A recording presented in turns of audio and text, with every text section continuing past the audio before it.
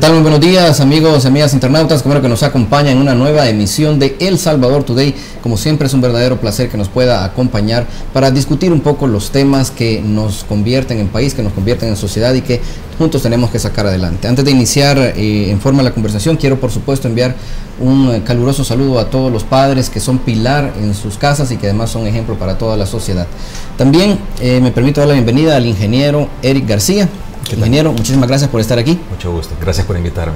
Él es un ingeniero civil y además tiene una maestría en planeación de tráfico en las ciudades de la Universidad de Leeds en Inglaterra. Con él queremos discutir hoy el futuro del proyecto del Citrans, pero evidentemente, dado lo que ha costado, dado lo que implica este proyecto, necesitamos tener una visión técnica totalmente despojada de cualquier postura partidaria, y para eso es que le hemos invitado a él para que nos acompañe este día. Por supuesto que también queremos agradecer a los amigos de Política Estéreo, de Noticias Menotti y también de Bitácora SB, quienes siempre están acompañándonos en esta transmisión en vivo. Me permito, antes de iniciar con la conversación, leerles algunos de los principales titulares que desde ya pueden encontrar en nuestro sitio web cronio.usb. Estos son: requisa sorpresa en el penal de Izalco permite el hallazgo de 2 punzones en una celda.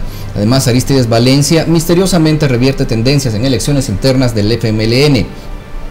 En Estados Unidos, el ICE sigue convenciendo a más empresas para evitar contratar a inmigrantes que no tienen documentos. Y en noticias de última hora tenemos que las rutas de buses en Soyapango anuncian que cancelan hasta $1000 por cobro de la extorsión, según afirma uno de los empresarios. Con esto continuamos. Ingeniero, quiero reiterarle las gracias por habernos acompañado este día. Y este tema del Citrans, ahora que ha caído en un limbo legal, pues en realidad pareciera que, bueno, los políticos tendrán que subsanar esa parte, ¿no? La parte de legal, la parte que implica la licitación, luego levantar la mano y dar los votos. Eso es un tema que tendrán que dilucidar ellos, según lo determinó la Sala de lo Constitucional. Pero yo no sé si se puede poner esto en términos tan sencillos, ingeniero. Usted me ayudará a entenderlo. ¿Se puede poner en términos tan sencillos como decir si el proyecto es bueno o malo? ¿Y de qué depende algo como eso? Bueno, antes que nada, muy buenos días a todos sus seguidores acá. Bueno, feliz Día del Padre, me incluyo también en esto. O sea, muchas felicidades también. Sí, la respuesta no es tan simple, desde el sentido de que es un problema complejo, o sea, el que se ha creado. ¿Por qué? O sea, el proyecto, yo siempre le he dicho y lo sostengo, que fue un buen proyecto, mal ejecutado. O sea, el proyecto en su naturaleza sí tiene beneficios, incluso como operó, o sea, trajo beneficios a la población, pero estos se vieron muy reducidos. O sea, cuando uno desarrolla un proyecto de esta naturaleza, tiene que sopesar diversos factores, o sea, como costos-beneficios. Correcto.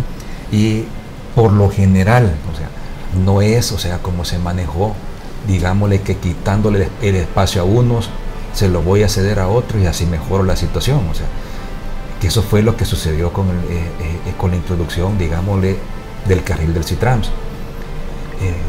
A lo largo si uno empieza revisando técnicamente cómo se fue desarrollando el proyecto, uno va a encontrar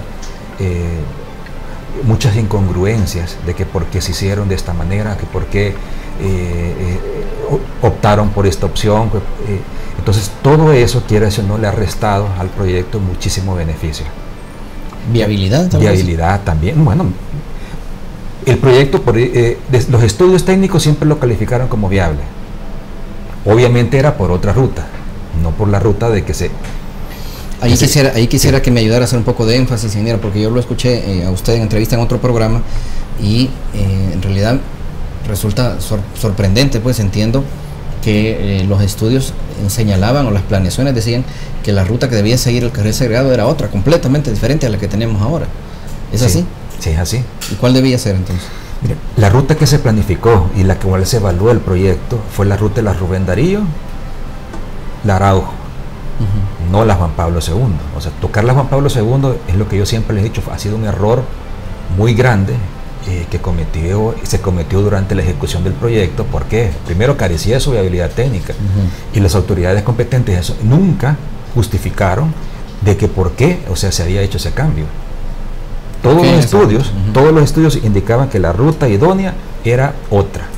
Ya se manejaban incluso dos rutas, o sea, sobre dos posibles rutas que eran las idóneas. O sea, por la primera, la Rubén Darío, o un par en un sentido en una y en otro sentido en otro, que eso se llama un par vial, o sea, en ambas rutas, o sea, que también era factible su ejecución. Entonces, ¿qué significaba eso? O sea, de que se iba a impactar muchísimo menos la movilidad de todo el Gran San Salvador. Nuestra querida ciudad tiene una movilidad importantísima, oriente-poniente y viceversa. Esa movilidad se concentra en dos rutas, o sea, que son la Juan Pablo II y que son el Boulevard Venezuela. Son los principales corredores, sí, donde se moviliza el grueso de tráfico.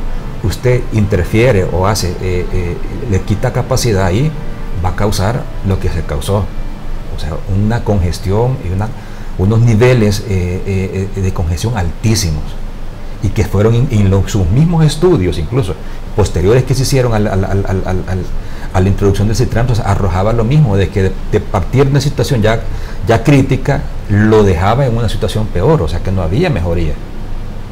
No había mejoría definitivamente, y era lógico, o sea, sin hacer mucho análisis. Usted lo puede ver, si 2 carriles que tenía ya el bulevar, o de 3 carriles que tenía el bulevar, ya estaba congestionado, y si usted le quitaba un carril, pues no era de esperarse de que la congestión disminuyera, obviamente. Yo recuerdo que algo de eso se dijo durante la época previa a la construcción del proyecto, y la justificación era que se estaba tratando también de llevar a las personas, ¿no?, a optar por utilizar el CITRAMS y dejar sus vehículos en casa, de algún modo.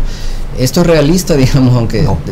No es realista, porque por decirle algo, o sea, la zona no la podemos ver desde nada más como una ciudad dormitorio. O sea, Soyapango y todos sus alrededores es la principal zona logística también del país. O sea, ahí hay mucha empresa, mucha industria que mueven bienes y servicios, o sea, y no necesariamente, o sea, son personas de que van a trabajar fuera, sino que no, hay una movilidad importante también relacionada con aspectos de producción, o sea, industrial, y que no la podemos negar. O sea, ahí hay trailers, hay rastras, o sea, hay camiones que se mueven, que ahí van a estar.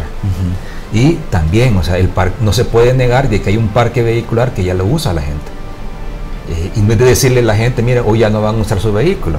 O sea, para llegar a eso hay que pasar un recorrido muy grande, y no se puede esperar, o sea, de un proyecto primero pequeño, muy pequeño, que se hizo también el tramo, o sea, que es otro de los errores, o sea, y sin rutas, digamos, sin otras rutas conectoras y todo, no se puede esperar, o sea, de que algo llegue tenga su alcance, o sea, grande, disminuyendo el uso del vehículo privado.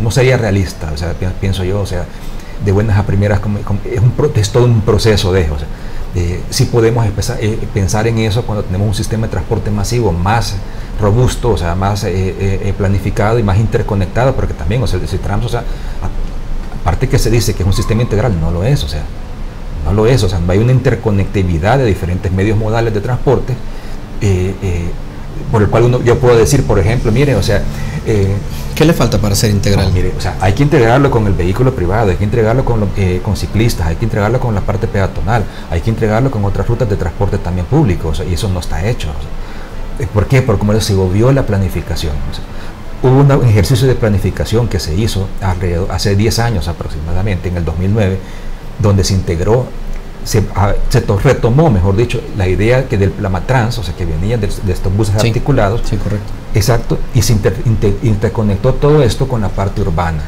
Entonces se planificaron las rutas principales del CITRAM, y se planificaron también rutas paralelas y rutas, o sea, que venían norte-sur también, y ya se tenía como los puntos donde se interconectaban ambas rutas, y ahí porque había una factibilidad real de hacer una estación de intercambio ahí.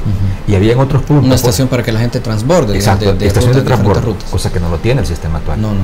Y también, o sea, había espacios, o sea, ya identificados, donde usted podía ir, por ejemplo, al centro de la ciudad, usted podía ir a determinado punto, dejar su vehículo ahí y continuar en transporte público.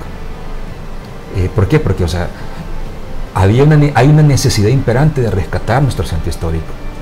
Y de eso han habido varias series de planes, o sea, que se han formulado, pero que han tenido como como espina medular, o sea, el transporte público masivo. Uno de ellos es el Citrans, obviamente, o sea, pero no se dio por pasar por el centro era algo importantísimo y parte clave de todos estos planes de rescate del centro histórico. Mucho se habló también en los primeros días y cuando el carril segregado todavía funcionaba de forma exclusiva, las personas que sí usaban el Citrans pues hablaban de la ventaja de la rapidez, ¿no? La rapidez que le daba llegar desde, digamos, desde Soyapango, ¿no? hasta la zona del hospital médico quirúrgico en 15 minutos tal vez o menos, ¿no? Un recorrido que en situaciones normales tardaba más, hasta casi una hora, digamos, a pesar de que es relativamente corto. Hago este señalamiento y recuerdo esto porque me pongo a pensar, entonces, bueno, ya sabemos, ya nos aclaró usted que efectivamente se construyó donde no debía. Vimos que el presidente pues estuvo dando la orden, aunque luego tuvo que corregir, de que, bueno, que se demoliera, ¿no? Que se desmantelara el sistema. ¿Qué elementos, qué factores debemos tomar en cuenta ahora, de ahora en adelante, para determinar qué se debe hacer con el Citrans? Es decir, definitivamente es mejor desmontarlo y tratar de comenzar en otro lado, o es decir, porque no se puede tampoco ignorar la necesidad que tiene el país de un buen sistema de transporte público. Lo que usted ha dicho es una afirmación, o sea, muy valedera, o sea, que no se puede ignorar esa necesidad, obviamente. No podemos también darnos el lujo de botar 45 millones de dólares, o sea, en infraestructura, que es lo que ha costado y que todavía lo estamos pagando. Correcto. Entonces, aunque es casi un esfuerzo de revivir a un muerto, pero va a tener, gracias por esa metáfora, va a tener obviamente sus implicaciones en costo. Todo lo que se haga obviamente tiene que ser analizado desde un punto de vista técnico. Sí. O sea, tienen que hacerse los estudios necesarios para ver cuáles son las mejores opciones que se le pueden dar a la población.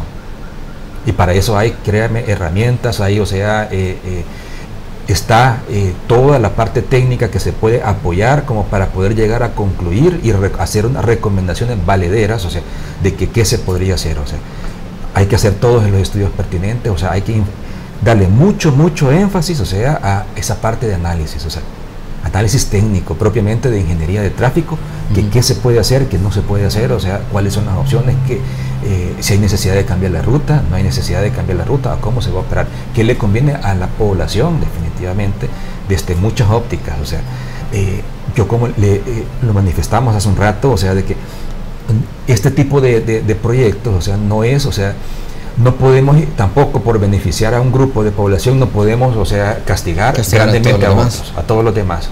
No lo podemos hacer por la zona en que se ubica el proyecto, por los impactos que tiene, las afectaciones al comercio que tiene, y hay una gran implicación de esto. O sea, nuestra visión como ciudad también, y también yo pienso de que es momento ya de hablar seriamente de un metro acá en El Salvador, en el país, en El Salvador específicamente. Y yo pienso de que el Citrans puede ser, o sea, es rescatable desde el punto de vista que se articule con un sistema de transporte masivo. Sí, es que ubiquémonos en 25, 50 años aquí en San Salvador. Al futuro. Es que tenemos que pensar, no podemos pensar, o sea, cortoplacista 5 años, no podemos pensar ni 10 años nosotros aquí, o sea, tenemos que ver como ciudad hacia dónde vamos y cuáles son nuestras necesidades a corto, mediano y largo plazo. Y si no lo vemos nosotros desde esa óptica, sí creería yo de que entonces no tendría mucha razón de ser, o sea, de por qué invertirle más plata al Citrans, o sea, obviamente. Pero si lo vemos desde una óptica de que integrar este sistema de transporte a un sistema de transporte masivo de calidad, con suficiente capacidad para las futuras generaciones, sí pienso yo de que se puede conjugar algo bastante bien, porque vaya, por ejemplo, que el Citrans llegue hasta El Salvador del mundo se queda demasiado corto. Sí. Hay una necesidad de continuar con y de hecho, o sea, la estructura termina en el hospital médico quirúrgico, obviamente. Parte del... El resto es un carril, digámosle, compartido, que va con una ruta adicional que va hasta El Salvador del mundo, pero hay una necesidad de conectarlo hasta Santa Tecla. Correcto. Pero las únicas opciones valederas, o sea, las únicas opciones reales para conectar con Santa Tecla o es aérea o es subterránea. Y si estamos hablando ya de una opción aérea o una opción subterránea, entonces pensemos mejor en una línea de metro, o un tren liviano, como lo quieran ver, como el nombre que le quieran poner, o sea, pero ya es un sistema de transporte masivo de que no necesariamente tiene que ser el Citrans, un bus articulado, y viéndole una perspectiva, como le digo, uno puede ir viendo, analizando futuro, o sea, de que hoy por hoy la infraestructura puede ocupar el Citrans, pero de que a un plazo, unos 20 años, puede hacer, o sea, algo más, un tren, o sea, puede hacer todas esas opciones, o sea, sí tienen que irse evaluando técnicamente. Porque ni me imagino quitándole un carril a la Manuel Enrique Araujo y a la carretera panamericana, para conectar Santa Tecla, Merliot y San Salvador, ni me lo imagino, o sea, el caos que se haría si se hace de la misma manera con la cual se hizo la Juan Pablo II. Quiero que me aclare por favor algo. Usted señalaba que la transitabilidad o la ruta, digamos, el traslado más común en las ciudades de oriente a poniente, ¿no? Y nos mencionaba también las rutas, como, bueno, pues evidentemente la Juan Pablo y el Boulevard Venezuela, además del Boulevard del Ejército. Este tránsito, este flujo de vehículos que tenemos todos los días, incluso en días como hoy, que son días feriados, ¿en qué grado esto depende, digamos, de la cultura o la educación del conductor? Y le hago esta pregunta también pensando en que es posible reeducar al conductor para que, digamos, piense, por supuesto, en tomar rutas alternas, así como ha pasado, como hoy que se intervino, que se redujo, digamos, la Juan Pablo II, mucha gente buscaba evidentemente rutas alternas, ¿verdad? No trataba de pasar por otras calles, no es que hubiera muchas tampoco, pero es lo que intentaban hacer. ¿Hay algún grado de esto que sea educación y que por lo tanto también se pueda trabajar a modo de ajustarlo? La educación vial sí, obviamente podemos mejorar, o sea, hay mucha tela que cortar, o sea, y yo siento que no se ha tocado ese tema como se ha debido, o sea, no solamente desde el punto de vista de disminuir como objetivo, disminuir congestiones, sino que también desde el punto de vista de la reducción de incidentes de tráfico. Sí se puede, hay mucha tela que cortar y hay mucho que hacer, definitivamente. La educación vial es un aspecto que contribuiría ayudar un poquitito, pero usted también lo mencionó, o sea, no hay muchas rutas, no hay muchas opciones. Y otras opciones que quizás puedan haber, estamos hablando ya de cambiar, como son vías que no tienen la capacidad quizás para absorber mayor tráfico, son vías más del uso local, las afectaciones fueran más a zonas residenciales, a zonas que no fueron nunca pensadas, o sea, para este tipo de flujo masivo. Curiosamente, nuestras opciones son muy pocas, o sea, en la conectividad digámosle, oriente, poniente, o sea, del Gran San Salvador, estamos hablando de Carretera de Oro, estamos hablando de la Juan Pablo II, estamos hablando del Boulevard Venezuela, estamos hablando de el Boulevard del Ejército, las limitantes son bien pocas, las opciones son pocas. Entonces, se está hablando de una nueva ruta, como ahorita de la prolongación de la autopista norte, que interconectarla, sí. O sea, pero siempre seguimos poniendo la carreta delante de los bueyes, o sea, son intervenciones de que se tuvieran que haber hecho antes de todo esto, porque cabal, cuando vaya una ampliación, por ejemplo, hoy por hoy, que cuando se haga del boulevard, de la autopista norte, va a venir como a trasladar toda esa demanda en exceso que tiene, o sea, el boulevard que tiene del Ejército y que tiene Aguascalientes, a canalizarla por esa ruta. Entonces se va a saturar, o sea, a muy corto plazo. Saturación. Igual, estamos hablando de proyectos que se pensaron y se planificaron hace 20, 30 años, como lo fue el Boulevard de hoy la Monseñor Romero, ¿verdad? Entonces, es lo mismo, o sea, nuestras obras lamentablemente se están ejecutando, se planifican hace 20, 25 años y se ejecutan, o sea, la fecha, o sea, todavía no se ejecutan, entonces ya lo que le resta... Ya la situación ha cambiado por completo. Ha cambiado, pero y las demandas son altísimas. Entonces no es, como le digo, o sea, no es algo de que tenga, de que decir la obra no funcionó, no, nuestras demandas, las necesidades son para ayer, o sea, son para ahora. Hay una necesidad imperante en inversión vial grandísima. Quiero tal vez que ampliemos un poco sobre eso, porque sin duda no se puede dejar pasar el tiempo, no tiene que tomarse medidas urgentes. Quiero que me explique, por favor, cuando volvamos de un corte comercial, cuál es como la medida más urgente, la más necesaria para ayer, ¿no? Para hace 20 años, que es necesario tomar para el tráfico de San Salvador y un poco también para tratar de ir reviviendo el muerto, como usted decía, del Citrans. Acompáñenos, amigos y amigas internautas, enseguida volvemos. Esto es El Salvador Today.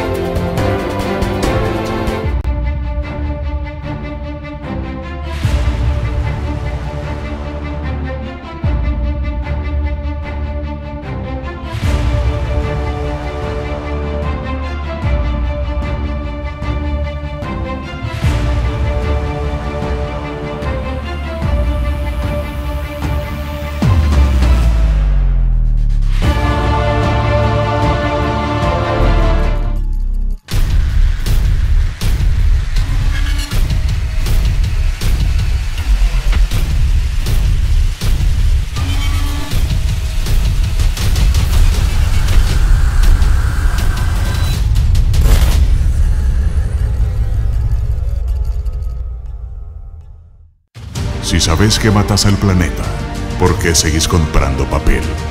¿Por qué ser esclavo de un horario cuando te damos la libertad de tener todo en tu mano siempre? Si la información pasa en cualquier momento, ¿por qué vas a esperar a que alguien te la cuente? En Diario Digital Cronio, dejamos en el pasado lo tradicional para que vivas el futuro con nuestra multiplataforma. Ingresa a www.cronio.sb. Noticias Online.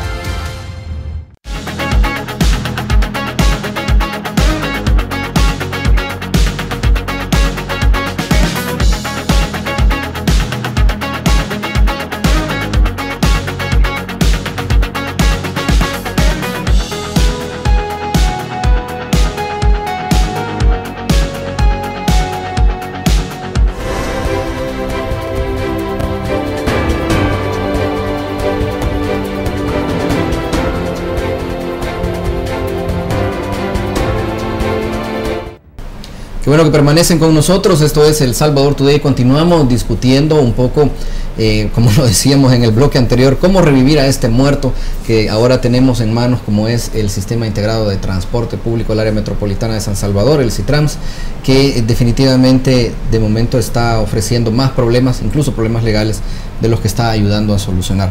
Para entender cómo debe salirse de este embrollo, es que hemos invitado al ingeniero Eric García, quien es ingeniero civil y además un experto en una maestría en planificación del tráfico en la Universidad de Leeds, Inglaterra. Que lo decíamos al cerrar el bloque anterior, ingeniero, y es que también las necesidades son urgentes, ¿no? La cantidad de vehículos que hay en el país aumenta prácticamente todos los días y pues las calles no, ¿verdad? Tampoco las medidas que tenemos en su lugar o funcionando para viabilizar el tráfico de San Salvador. Si fuera suya la decisión, ingeniero, ¿cuál cree que sería el orden de prioridades para ir descongestionando la ciudad y permitiendo una mayor viabilidad, mayor flujo de la carga vehicular, de todo tipo de vehículos, ¿no? Hasta desde las motocicletas hasta los camiones grandes? La primera medida, que es igual para ayer, es instalar un sistema semafórico de primer nivel. Lamentablemente lo que tenemos, o sea, como sistema es algo tan obsoleto que viene de tecnología de los 80s prácticamente, o sea, y que no cumple con ningún estándar, digamos, o sea, norteamericano, que son los más comunes. O sea, no, es una tecnología que ya está, ya dio lo que tuvo que dar y ya es, o sea, hace muchos años de que debió de haberse cambiado. Eso nos puede ayudar, o sea, quieras o no, a mitigar un poco, no creamos, o sea, de que eso va a ayudar, o sea, ¿por qué? Porque es una de las medidas. Es una de las medidas que se puede ayudar como por un inicio rápido, o sea, una inversión, o sea, constante, o sea, a corto plazo, o sea, podemos estar pensando unos 10, 15 millones anuales, o sea, que se pueden estar invirtiendo en ir creciendo toda esta red, o sea, llevarla con una tecnología de primer mundo, si podemos, o sea, y no está fuera del bolsillo de... ¿Qué funciones tendrían ese sistema que usted menciona por sobre el que tenemos ahora? ¿Qué funciones hacen falta, digamos? Por ejemplo, o sea, primero es, o sea, dotar de ese sistema de un centro de control y de monitoreo para estar también, y son sistemas interactivos, sistemas inteligentes que tienen sensores a lo largo de la red, de que usted a tiempo real se van coordinando los semáforos, va dando los tiempos en verde adecuados, o sea, para que los vehículos puedan pasar, o sea, 2, 3 semáforos mínimo, o sea, libres, o sea, no irse deteniendo en cada semáforo.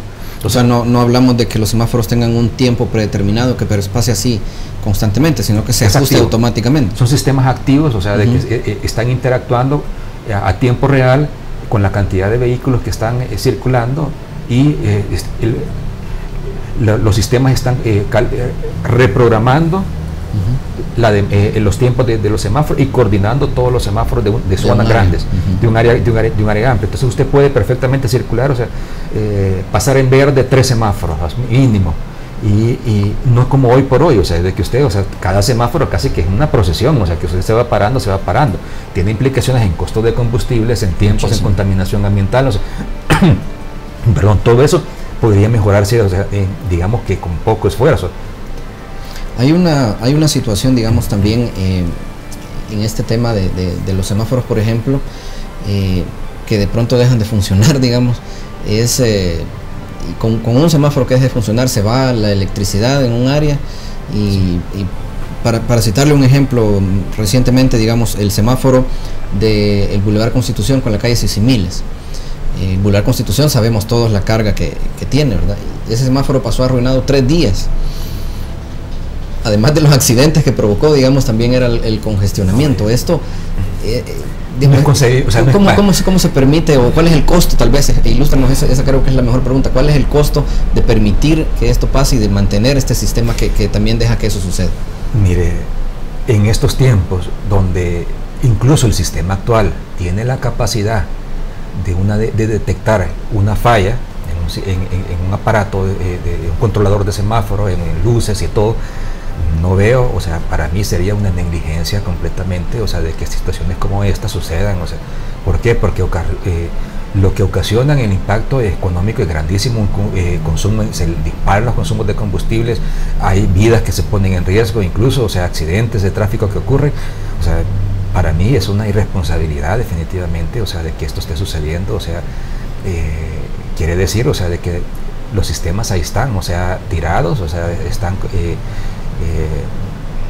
no se les ha prestado la debida atención, o sea, cuando hay un departamento a cargo del Viceministerio de Transporte de que está bajo cargo de velar específicamente por estos semáforos, o sea, que no hayan repuestos y todo eso, me huele que ya es, o sea, una irresponsabilidad completamente de que no debería de suceder este tipo de situaciones, ¿no? Incluso con los sistemas que se tienen, no debería, no es, o sea, yo como conocedor de la materia, yo les diría, mire, es inaceptable de que se ocurran estas situaciones, o sea, si quema una luz, un bombillo, inmediatamente ese sistema tiene la capacidad de generar una alerta y informarle al departamento correspondiente dentro del BMT de que está ocurriendo ese problema, y nada, o sea, como ente responsable tienen que mantener su stock de repuestos y todo, y responder adecuadamente, que es lo que la población, o sea, está requiriendo, y lo que como usuarios también, o sea, necesitamos. Existe, digamos, una necesidad también en todo este tema no solamente del CITRANS, porque creo que estamos claros en eso, ¿no? Pero en todo el tema del congestionamiento vehicular en San Salvador y todos los municipios que conforman el Gran San Salvador, existe una necesidad en el tema educativo. Obviamente, o sea, mire, la educación vial, o sea, ha sido un tema de que no ha sido muy bien abordado, que todavía hay mucho que hacer, o sea, en nuestro país, y es algo de que hay que ir apostando. Mire, la problemática del transporte y del tráfico tiene que ser abordada desde diferentes puntos de vista, diferentes aristas, y una de ellas es la educación vial. O sea, hay mucha persona de que tiene un comportamiento completamente agresivo, que se sobrepasan las luces de los semáforos, que bloquean, de que se van en contrasentido, etcétera, etcétera. La lista es interminable. ¿Pero por qué? Porque también ha habido mucha impunidad en la materia. Lo que sucede es de que la autoridad competente no ha ejercido su autoridad. No es tan competente. No es competente y no ha ejercido su autoridad en los últimos años. Entonces, esperamos de que estas sean esto vaya cambiando. O sea, con las nuevas autoridades nosotros esperamos muchísima más capacidad, o sea, de actuar, muchísima más capacidad de gestión, o sea, vemos a bien los cambios que se han hecho, o sea, en las diferentes carteras, y sí esperamos, como le dijera, de que sean aspectos de que sí lo tomen en cuenta las nuevas autoridades, o sea, la educación vial, y no solo desde el punto de vista de congestión, sino que también para bajar la siniestralidad de los accidentes de tráfico. O sea, eso, o sea, es importantísimo, o sea, ver cómo con la prevención, que se campañas, o sea, pero realmente campañas bien orientadas, se puede llegar, o sea, a disminuir los accidentes, sobre todo la parte de los motociclistas me asusta, o sea, de ver la cantidad de accidentes diarios que ocurren, o sea, con los motociclistas. Entonces, hay algo que hacer, hay mucho que hacer todavía en esa materia. Pero ¿considera usted que se debe buscar también, perdón por la interrupción, que se debe buscar también medidas para frenar, si es que no restringir completamente el ingreso de nuevos vehículos o de más vehículos a El Salvador? Yo estaría de acuerdo con eso siempre y cuando hay un transporte masivo de calidad aquí en San Salvador. Pero si la población no tiene opción a cómo transportarse de manera segura, va a buscar una alternativa. Si la población no tiene una alternativa real de cómo movilizarse, o sea, a tiempo conforme a sus necesidades, bajo una condición segura, estable, o sea, orientada hacia el usuario, va a buscar alternativas, y la alternativa se llama vehículo propio o motocicleta, hoy por hoy. Y es por eso de que el parque vehicular de motocicletas ha crecido enormemente en nuestro país, y que así como vamos, la tendencia 10, 15 años ya va a ser una tendencia como países asiáticos, o sea, un alto número de motocicletas. Pero ¿por qué busca una opción, o sea, el ciudadano? O sea, porque no tiene una opción real de transporte público. Y una alternativa que nosotros sí consideramos de que debe plantearse seriamente es la introducción ya de un sistema de metro aquí en San Salvador.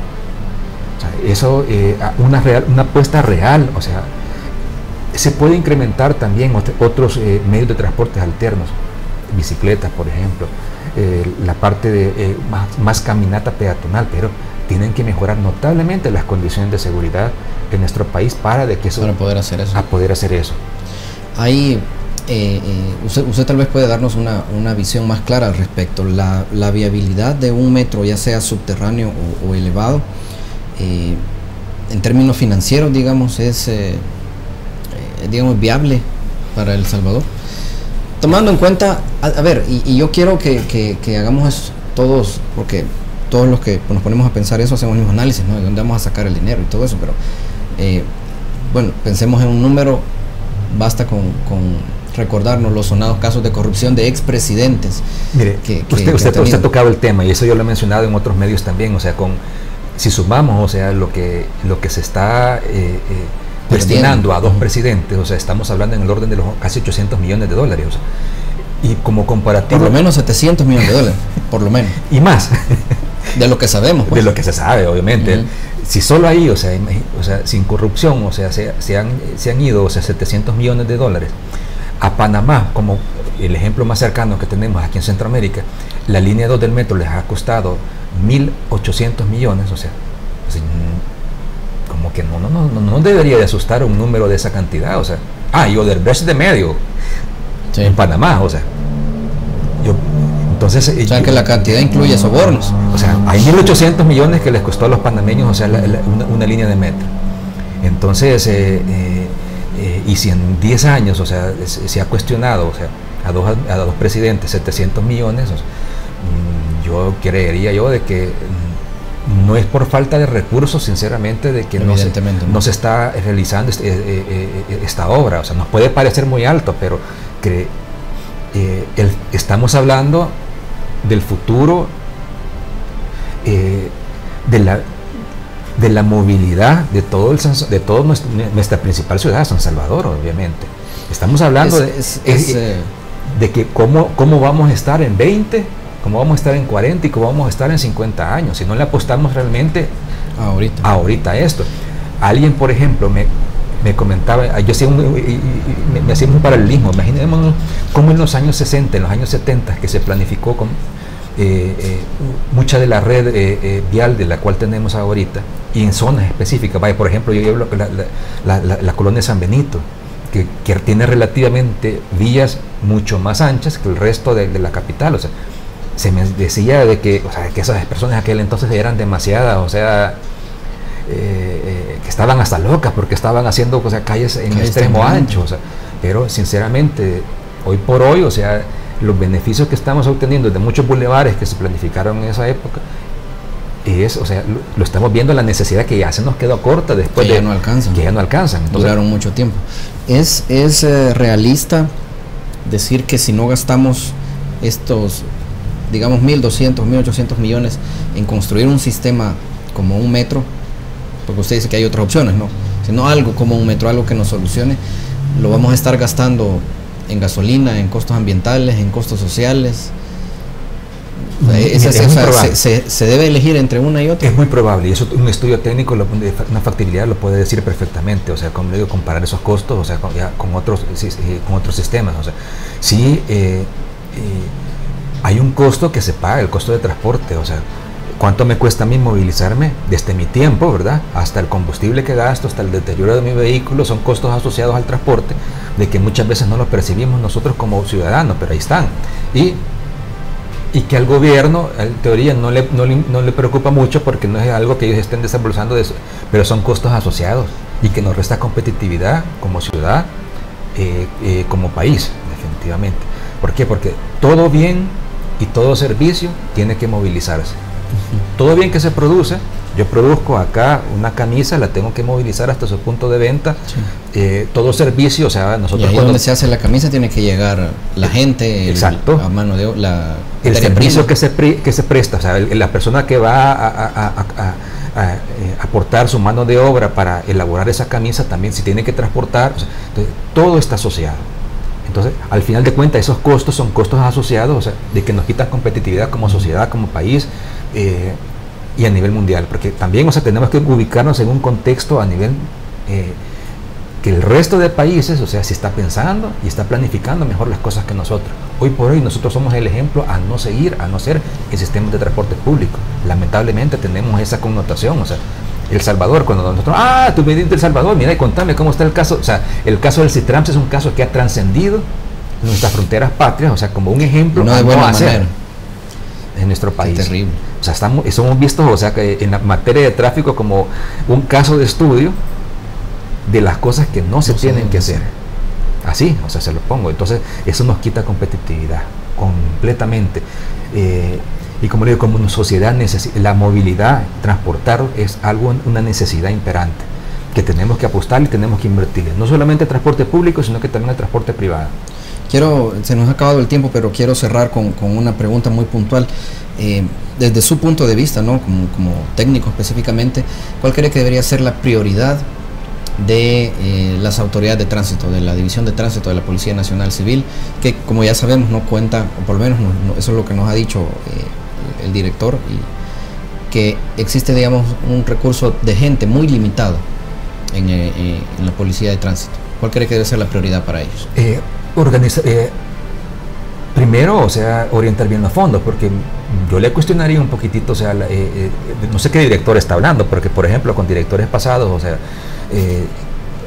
yo tuve un poquitito de, como le dijera, comunicación, no de comunicación, digamos, sino que como de querer colaborar un poco, pero me sorprendió, por ejemplo, de que el país gastó el año pasado más de $800,000, o sea, en gestores de tráfico. Sí. Y, o sea, usted se pone a pensar, o sea, gasto $800,000 en gestores de tráfico, y si no miro mucho los resultados, o sea, o los miro en donde hay semáforos y que solo van a estar, como que no me suena. Entonces, como que hay que orientar un poquitito, saber cómo trabajar eso, saber que realmente me conviene, o gastar $800,000 mensuales, o si ese dinero mejor lo invierto en un sistema de semáforos de primera calidad, ¿verdad? Entonces, como le digo, primera es de reubicar sus fondos, sus recursos, obviamente. O sea, pensaría yo de que, como le digo, hay que hacer una buena planificación, de que también las autoridades, como que realmente, qué importancia le van a dar a a la cartera del Viceministerio de Transporte, a la cartera del MOP, para la ejecución de este tipo de obras. Ese es otro, como le dije, o sea, si una cartera no tiene recursos, es porque definitivamente a la persona que está a cargo del gobierno no le importa, como es que se llama, no le ha dado prioridad. No le ha dado prioridad, o sea, a las necesidades que tenemos en el Gran San Salvador. Y no, ojo, y nos estamos enfocando en el Gran San Salvador, pero iguales necesidades se tienen a lo largo del país, Sonsonate, Santa Ana, San Miguel, o sea, el mismo denominador en común. O sea, hay ciudades como puede ser que están casi que abandonadas en materia de tráfico y gestión de tráfico, sobre todo.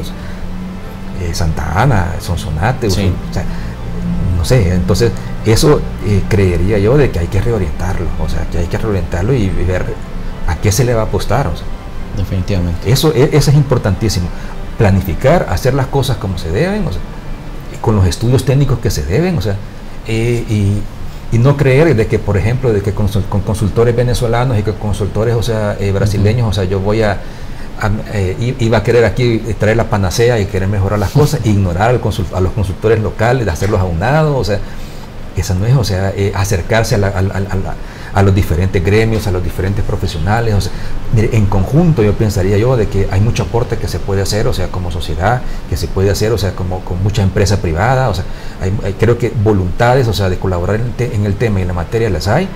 Y que para mí sería una oportunidad, o sea, una nueva oportunidad con estas las nuevas autoridades de este gobierno, o sea, empezar, como le dijera, ya darle vuelta a esa página, o sea, que no ha sido muy grata, o sea, de la administración pasada, o sea, evidentemente sí. Y verlo esto como una oportunidad para que nos beneficiemos todos como sociedad. Ingeniero, muchísimas gracias por el tiempo que nos ha concedido y especialmente que nos lo concedió hoy en el Día del Padre. Pues creo que es un poco duro ver las cosas así como muy aterrizadas, ¿no? Especialmente, como usted lo dijo, no se trata prácticamente de revivir un muerto en este caso, pero bueno, vamos a tener que un poco contribuir todos, ¿no? Sin duda. Ahí estamos. Ingeniero, gracias por su invitación. Muchas gracias, muy amable. Amigos y amigas internautas, también quiero agradecer a ustedes la atención que nos han prestado a lo largo de este programa. Vamos a volver el miércoles con otro de estos temas que son los que nos ayudan a sacar adelante el país y que deben, por supuesto, ser del interés de todos. Siempre el agradecimiento para los amigos de Noticias Menotti, de Política Estéreo y de Bitácora SB, que siempre nos acompañan en esta transmisión en vivo. Recuerden, el costo de desentenderse de la política es ser gobernado por lo peor que la sociedad tiene para ofrecernos. Hasta la próxima.